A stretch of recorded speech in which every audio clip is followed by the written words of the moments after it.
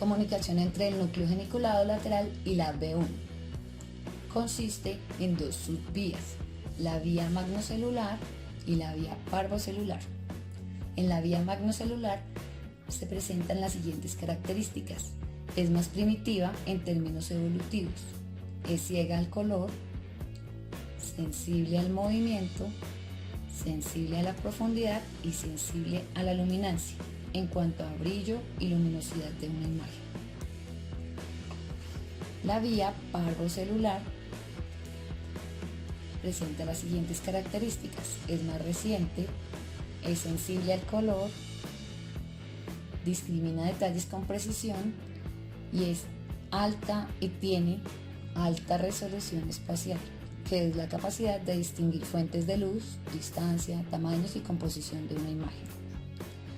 Las dos vías proporcionan información que será procesada en la B1 o corteza visual primaria y luego en otras zonas de la corteza.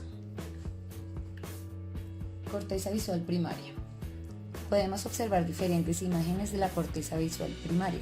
En términos generales, se encuentra ubicada en el hemisferio occipital, en la fisura o cisura calcarina, que es una circunvolución que se encuentra justo en el interior del lóbulo occipital.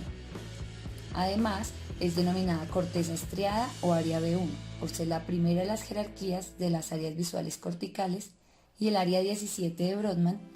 Aquí podemos observar su ubicación en un corte sagital de un hemisferio cerebral, donde se resalta el área 17 en el lóbulo occipital.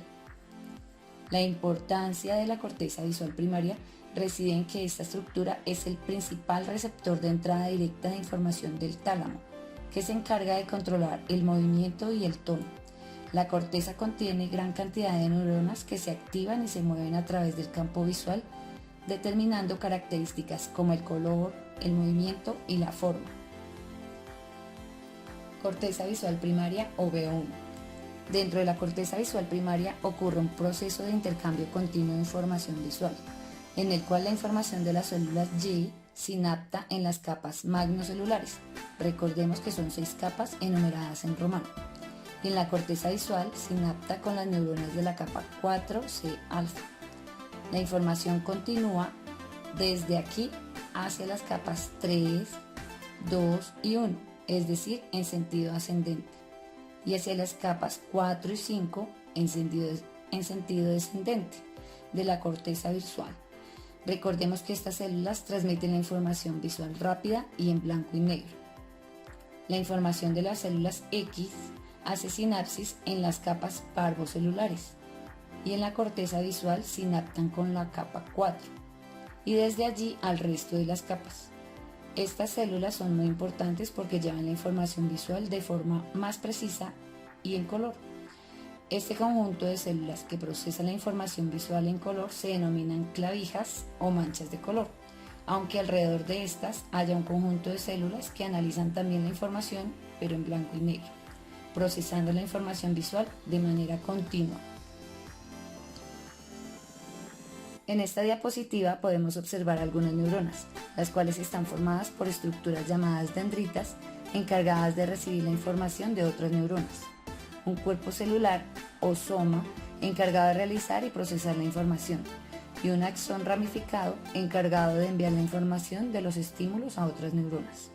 Las neuronas se comunican por medio de conexiones llamadas sinapsis, que requieren de sustancias químicas como la serotonina o acetilcolina, que son neurotransmisores útiles para lograr transmitir la información de una neurona a otra o a una glándula o a una fibra muscular. En el cerebro encontramos neuronas de la corteza, del hipocampo, del cerebelo, de la médula espinal o de la retina. También encontramos células geniculadas como la tipo M, que tiene sensibilidad al contraste, la K, que interviene en la modulación del color, y la P, que discrimina longitudes de onda.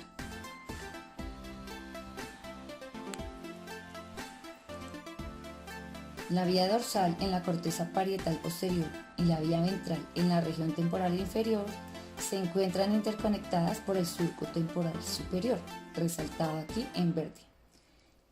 Allí las neuronas con especialidad en reconocimiento de objetos se comunican con otras especializadas en el procesamiento del movimiento, dando paso a la percepción de un objeto que puede ser reconocido por sus características físicas y percibido en movimiento de forma simultánea. En este procesamiento talámico y cortical encontramos dos vías: la vía dorsal, también denominada la vía del dónde, en donde se especializa la visión para la acción, que se encarga de la percepción de localización, movimiento y velocidad de los objetos, mientras que la vía ventral o ruta del qué se especializa en la llamada visión para la representación, encargada de percibir y analizar características físicas de los objetos teniendo en cuenta su forma y color. Las dos vías en conjunto trabajan para que logremos percibir, identificar, nombrar y describir un objeto. Procesamiento top-down y bottom-up. La percepción visual requiere un procesamiento de la información que se realiza por dos tipos de mecanismos. El procesamiento de abajo arriba o bottom-up parte de los aspectos sensoriales del estímulo para guiar la construcción de perceptos. Decimos de abajo arriba ya que se considera que abajo están las terminales nerviosas y los sensores, en oposición a considerar arriba como el cerebro y el mundo de las ideas. Mientras que en el procesamiento top-down parte de las ideas y la experiencia previa que tenemos con un estímulo o el contexto en el que éste aparece para guiar la construcción del percepto. Este tipo de procesamiento asume que las ideas que estarían arriba o top influencian, determinan o alteran los datos sensoriales de lo que viene de abajo o down.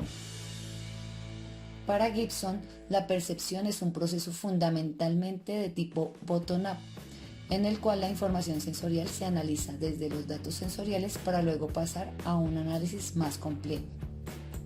Esta perspectiva es coherente con las teorías de la percepción y asume que el estímulo es rico en información y por lo tanto no necesita de ideas para percibir. Debido a ello, Gibson está en contra de considerar a la percepción como un proceso inferencial, es decir, mediado por las ideas. El mecanismo top-down puede verse en algunas ilusiones ópticas como esta. Una persona que jamás ha visto la figura probablemente no pueda distinguir ninguna forma particular en ella, solo reconocería que hay manchas. Sin embargo, si se le da un nombre o título a la imagen, como perro dálmata, es posible que la percepción cambie de ver un grupo de manchas a la de formar una imagen clara de un perro dálmata. Este tipo de procesamiento puede no ser suficiente para generar un percepto, debido a que la información se encuentra pobremente definida y se necesita información previa o conceptual para llegar a un verdadero percepto.